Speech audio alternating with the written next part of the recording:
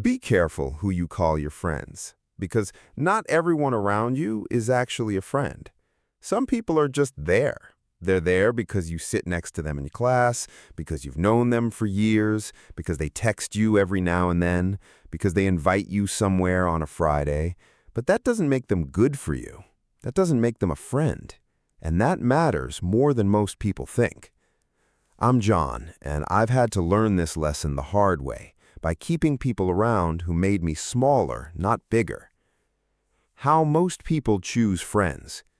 A lot of people choose their friends the wrong way. They choose based on comfort, based on who makes them feel included, based on who they can laugh with for a few hours, based on who gives them attention. When you're younger, that feels like enough.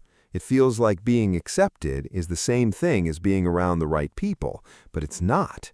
Because the people around you don't just affect your mood, they affect your standards. They affect what starts to feel normal.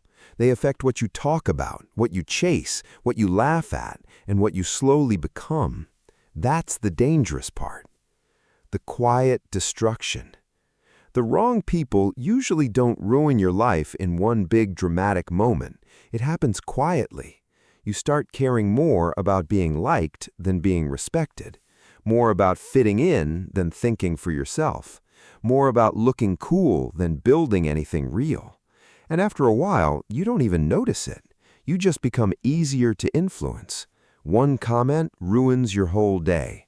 One joke makes you second-guess what you wanted to do.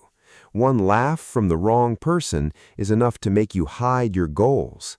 That's a terrible way to live, because if your whole identity depends on what other people think about you, then you don't really have your own direction.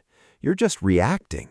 You're just adjusting yourself over and over again so people keep accepting you. That's a terrible way to live, because if every person around you treats life like a joke, eventually you will too. The crab bucket theory. This is where people get offended. They hear this and think it sounds cold. So what, are you only supposed to talk with rich people? Only people with status? Only people who can give you something? No, that's not the point. The point is, the people closest to you should make your life better, not weaker. A real friend doesn't have to be perfect. They don't need to be successful already. They don't need to be making a ton of money. But there should be something solid in them, some kind of direction, some kind of discipline, some kind of honesty, some kind of standard, something that makes being around them good for your life. Because if being around someone makes you think smaller, act worse, waste more time, doubt your goals, or lower your standards, then what exactly is the value of that friendship? The real reason people stay. Be honest about that. A lot of people keep certain friends not because the friendship is close, but because they're scared of being alone. That's the real reason. They know these people are dragging them down, but being alone for a while feels uncomfortable, so they stay. They keep replying, they keep showing up, keep entertaining conversations that go nowhere, keep calling people friends who would never help them become better. That is one of the easiest ways to waste years of your life. There's this thing called the crab bucket theory. If one crab is in a bucket, it can climb out. But if there are several, the moment one starts getting out, the others pull it back down. That's exactly what a lot of people do. The moment you start changing, the moment you start talking about something serious, the moment you actually try to build something, people get uncomfortable. Not because you're doing anything wrong, just because your progress reminds them of their own excuses.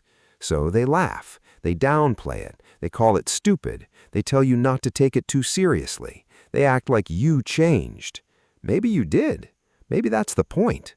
Not everyone is meant to come with you. But I'll also say this, because it matters too. The answer is not to become weird and shut yourself off from everyone. Some people hear this message and go too far.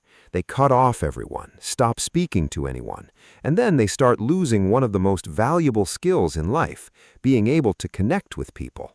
That matters. Being social matters. Being able to speak clearly matters. Reading people matters. Building the right relationships matters. This isn't a message telling you to become isolated. It's a message telling you to become selective. there's a difference. Quality over quantity.